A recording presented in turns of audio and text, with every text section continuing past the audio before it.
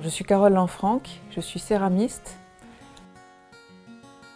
Le nom de l'atelier, c'est l'atelier Nostrouzogne, pour mémoriser ce lieu en fait, qui appartenait à mon oncle et à ma tante et qui l'avait nommé ainsi.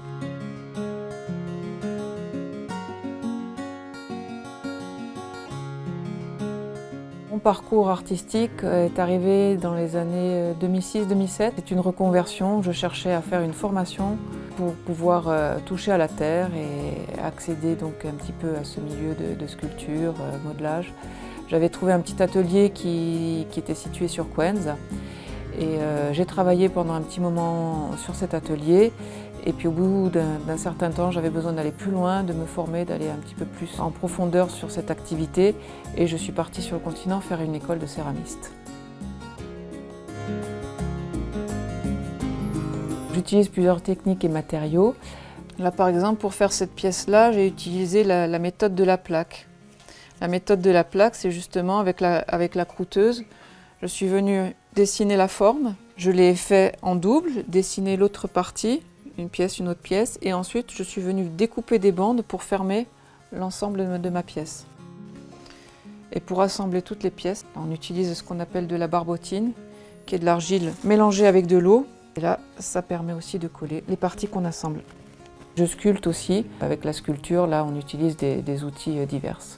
Ce qu'on appelle exactement sculpture, c'est on va enlever de la matière sur notre forme pour arriver à notre but, à notre modèle ce qui nous intéresse. Et le modelage, en fait, c'est du réassemblage, c'est-à-dire qu'on vient ajouter de la terre pour arriver à notre but.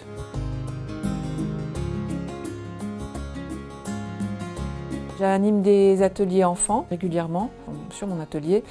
Et j'aime beaucoup avec les enfants tout ce qu'on peut faire. Ils ont toujours des idées un petit peu farfelues qui sortent du commun. Il faut se mettre en situation, je dirais, pour essayer de les aider à arriver au mieux vers ce qu'ils veulent. On fabrique des trucs et qu'on peut faire à peu près ce qu'on veut. C'est quelque chose où on utilise nos mains et on sait que c'est nous qui l'avons construit et j'y prends beaucoup de plaisir. La transmission est importante et puis c'est enrichissant aussi parce qu'on est dans l'échange. Et du coup, on aborde les choses sous un autre angle de vue, un angle de vue auquel on ne pense pas forcément. Donc c'est toujours complémentaire à des techniques, des façons de voir les choses. C'est un métier de passion, oui. Ce qui m'inspire, c'est beaucoup les éléments naturels. Donc je peux prendre... Ça peut être un oiseau, ça peut être une branche d'arbre. Et puis mes enfants aussi sont des sources d'inspiration. Je me plonge vraiment dans ce que je fais, je ne suis même pas à regarder l'heure et je suis dans ma réalisation.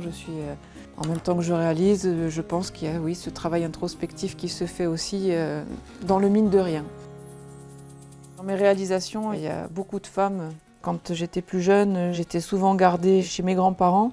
Et il y avait ce côté où il y avait toutes les femmes qui se retrouvaient. Donc il y avait tout ce rapport, je dirais, un petit peu idéalisé de l'enfance, où justement, on voyait toutes ces femmes qui s'affairaient, qui se préparaient quand ils faisaient des soirées avec le voisinage. Donc c'était rigolo, les après-midi à lire des livres, à se vernir les ongles, des choses comme ça.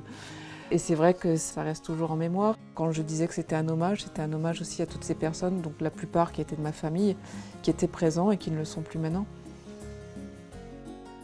Il y a des créations qui sont plus importantes que d'autres à nos yeux. Qu'est-ce qui fait qu'elle est plus importante? Sans doute qu'on y a laissé quelque chose de nous, une part de notre histoire, une part de notre vécu. C'est des pièces qui sont plus difficiles effectivement à céder, qu'on a envie de garder plus longtemps parce qu'elles nous apportent quelque chose au niveau émotionnel quand on les regarde, quand on les touche. Les sens ont beaucoup d'importance, je dirais. Si maintenant la matière vous plaît, peu importe le métier dans lequel vous voulez vous lancer, mais il faut que vous le fassiez avec plaisir. C'est important.